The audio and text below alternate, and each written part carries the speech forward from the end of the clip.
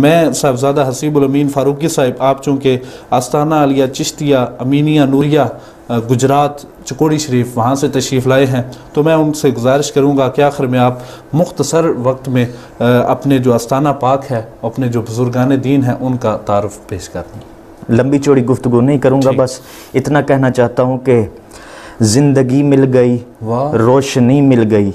یوں سمجھ لیجئے ہر ایک خوشی مل گئی، ہم پہ حاجہ قمر تیرا احسان ہے، ہم پہ حاجہ شمس تیرا احسان ہے کہ ہم کو در پہ تیرے حاضری مل گئی۔ کیا بات، کیا بات۔ تو آپ کے سوال کے جواب میں بس اتنا عرض کروں گا کہ آج بھی آستانہ عالیہ نوریہ امینیہ چکوڑی شریف پہ آپ کو جو فیضان نظر آ رہا ہے وہ حضور پیر سیال کا ہی ہے، اور اس میں ہمارا کوئی کمال نہیں ہے۔ یہ جو کچھ کمال ہے وہ یہاں حضور پیر سیال کی نظر عنایت ہے، اور یہاں پھر ہمارے جد اعلیٰ جن کے نام کی وجہ سے ہمارے نام کے ساتھ بھی امین آتا ہے، حضرت خواجہ محمد امین چشتی سیالوی چکوڑوی رحمۃ اللہ علیہ، انہوں نے اس انداز میں حضور پیر سیال کی غلامی پہ ناز کیا ہے کہ میں اکثر یہ جملہ کہا کرتا ہوں کہ اس انداز میں انہوں نے پیر سیال کی نسبت پہ ناز کیا ہے کہ حضرت شمس العارفین رحمۃ اللہ علیہ، آپ نے خواجہ محمد امین چکوڑوی رحمۃ اللہ علیہ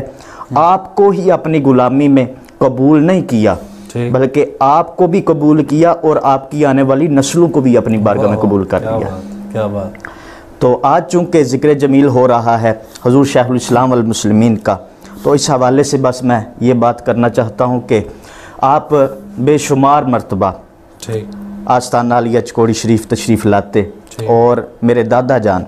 منظور نظر حضور شیخ الاسلام والمسلمین حضرت خواجہ پیر محمد یوسف فاروقی چشتی سیالوی رحمۃ اللہ علیہ، آپ ان کا استقبال کیا کرتے تھے۔ اور ایک دن آپ چکوڑی شریف تشریف لائے تو ایک شخص میرے دادا جان کی بارگاہ میں حاضر ہو کے عرض کرتا ہے، حضور میں بیمار ہوں، مجھے تعویذ چاہیے، میں آپ کی بارگاہ میں آیا ہوں، مجھے تعویذ چاہیے، آپ دم وغیرہ کر دیں۔ تو میرے دادا جان نے فرمایا کہ آج میں نہیں تعویذ دوں گا، بلکہ آج میرا شیخ آیا ہے، آج میرا پیر آیا ہے، آج ان کی بارگاہ میں جاؤ، وہاں سے تجھے تعویذ بھی مل جائے گا اور وہاں سے تجھے دم بھی ہو جائے گا۔ تو جب وہ شخص حضور شیخ الاسلام کی بارگاہ میں حاضر ہوتا ہے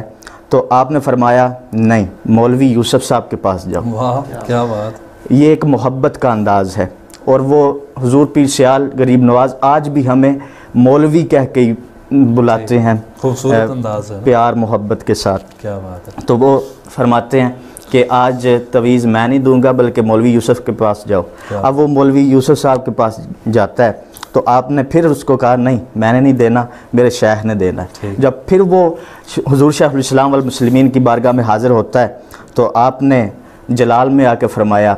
مولوی یوسف صاحب کو بلاؤ۔ مولوی یوسف صاحب آئے تو آپ نے فرمایا جلال میں آ کے، مولوی یوسف آپ میں اور مجھ میں فرق کیا ہے؟ اللہ اکبر۔ یہ محبت کی داستانیں ہیں، پیار ہے۔ تو اس حوالے سے آپ